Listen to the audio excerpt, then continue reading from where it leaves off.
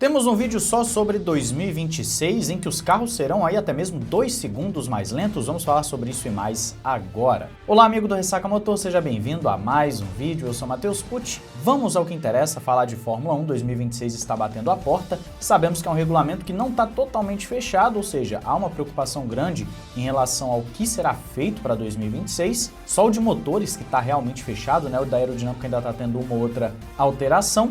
E vamos começar então com o Nicolas Tombazis, que é o diretor esportivo da FIA, o cara que está sempre falando sobre 2026, afirmando que as críticas às regras de 2026 são prematuras, porque o regulamento ainda está em evolução e haverá sim intervenções e ajustes conforme o feedback das equipes, fabricantes e pilotos. Ou seja, o Nicolas Tombazis aqui está dizendo que o regulamento não está fechado e ele vai ser alterado sim. Aí a gente corre o risco de ter aquilo que aconteceu em 2022, né?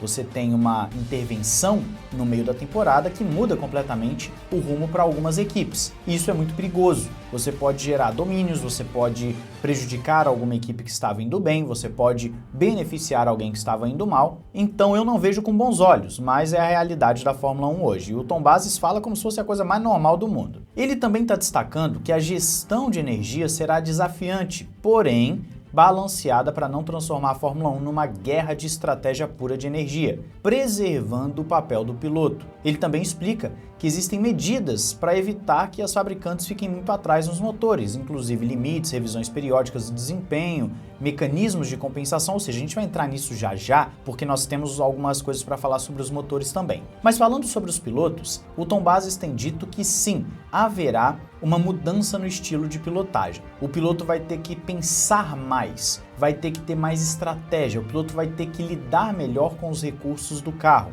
E isso talvez você veja como algo positivo ou talvez você veja como algo negativo. Ter elementos estratégicos eu acredito que seja bom.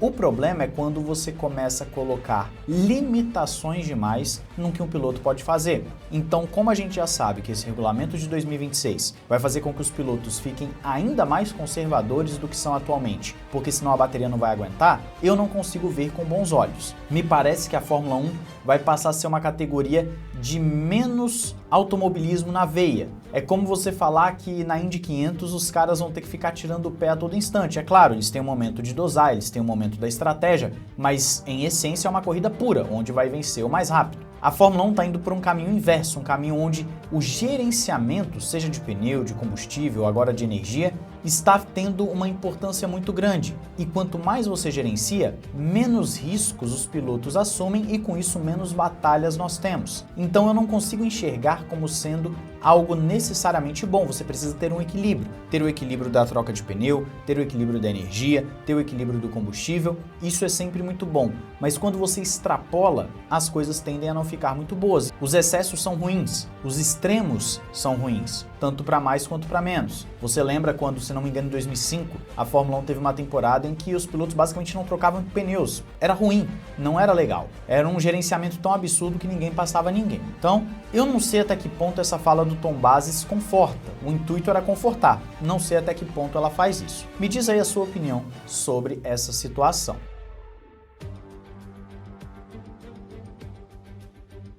Vamos falar sobre turbo lag?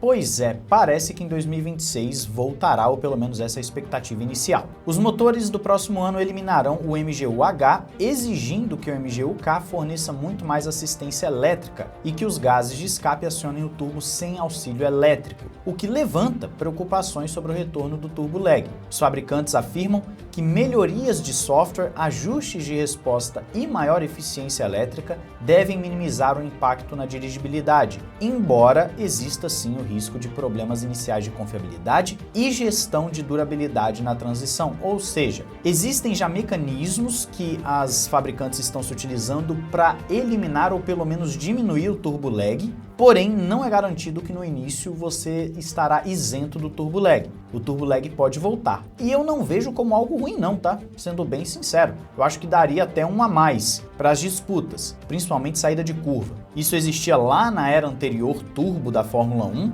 ele era muito mais, como eu posso dizer, visível, era algo muito mais impactante. Hoje esse turbo lag deve ser muito menor, porém ainda assim deve ser bem interessante. Eu gosto da ideia de ter um pequeno turbo lag. Isso diferenciaria um pouquinho os pilotos, a capacidade dele de se adaptar e de ganhar tempo com o turbo lag. Acho bem interessante. O Senna, por exemplo, era um que conseguia bastante tempo com o turbo. É claro que somente quando os carros forem para a pista nós vamos saber se realmente vai ter o turbo lag ou não, mas já existe a preocupação e já existem mecanismos, então vamos ter que aguardar para ver se realmente terá algum problema para as equipes e pilotos. Me fala aí se você gostaria da volta do turbo lag.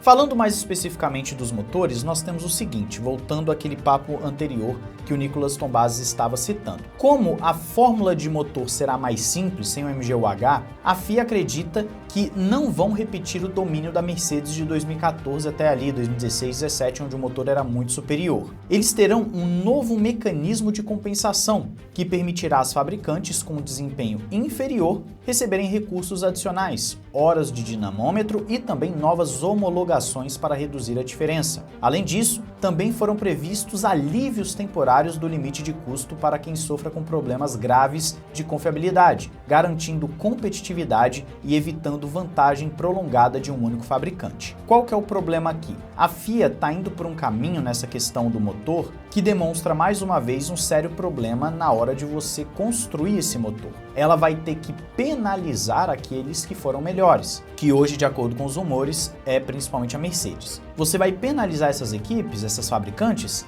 dando àqueles que estão mais lentos mais tempo, mais recurso, mais desenvolvimento. É como se fosse um escalonamento de desenvolvimento que nós temos atualmente dos carros, só que para os motores. A ideia é boa? É boa em termos de equilíbrio, mas você pune quem está melhor, isso de fato. E aí você pode usar o mesmo argumento lógico para o desenvolvimento dos carros. Você pode utilizar exatamente o mesmo argumento. Eu gosto do escalonamento de desenvolvimento, desde que ele não seja muito punitivo. A gente tem que lembrar que a Fórmula 1 é, querendo ou não, um campeonato de construção, de engenharia, um campeonato de quem faz o melhor carro barra motor. Nós não podemos deixar todo mundo igual, porque se deixa todo mundo igual, você perde o sentido da Fórmula 1, que é esse desenvolvimento, essa guerra de engenharia. A Fórmula 1 é um campeonato de construtor. Perder isso seria muito prejudicial. Então, eu acho que tem que ser feito de uma forma equilibrada, como temos citado. Mas eu quero saber a sua opinião sobre isso, se você gosta da ideia de você ajudar aqueles que estão muito para trás, como era, por exemplo, a Renault no regulamento atual.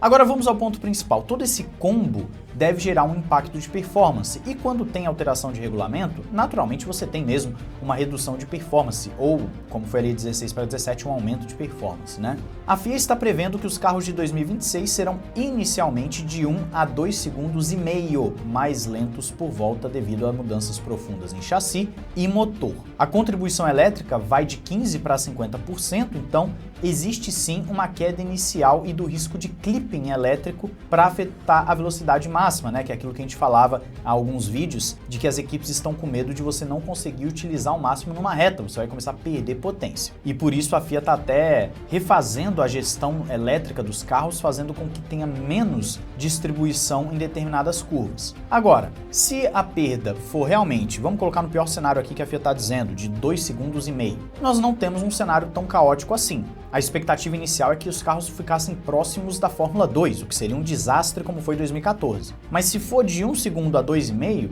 beleza, eu acho que está dentro da margem esperada e naturalmente com o desenvolvimento essa margem vai sendo mitigada, né? Final do ano, se estava 2,5 vai para 2, no ano seguinte vai para 1,5, enfim, esse tipo de coisa vai acontecendo mesmo, é natural. Então o cenário não é tão negativo assim. Tem que ver na prática, lembrando que serão 3 testes de pré-temporada, sendo um privado, porque a FIA está com bastante medo desse regulamento. 2022 foram 2 testes, nós vamos ter 3 agora, e eu quero saber a sua opinião e expectativa sobre tudo isso aí nos comentários. Se você curte um bom jogo de Fórmula 1, um bom jogo de corrida como o Le Mans Ultimate, se você curte o novo Mafia também, os preços estão excelentes na Instant Game, mais baratos que o concorrente, entra pelo link na descrição que você não vai se arrepender. E ainda ajuda o canal. E na Paddock BR você tem camisetas, polos, moletons de todas as equipes e pilotos, 100% algodão, não encolhe, com o cupom RESSACAMOTOR para desconto e frete grátis. Entra pelo nosso link aí na descrição também. Um grande abraço, valeu e falou!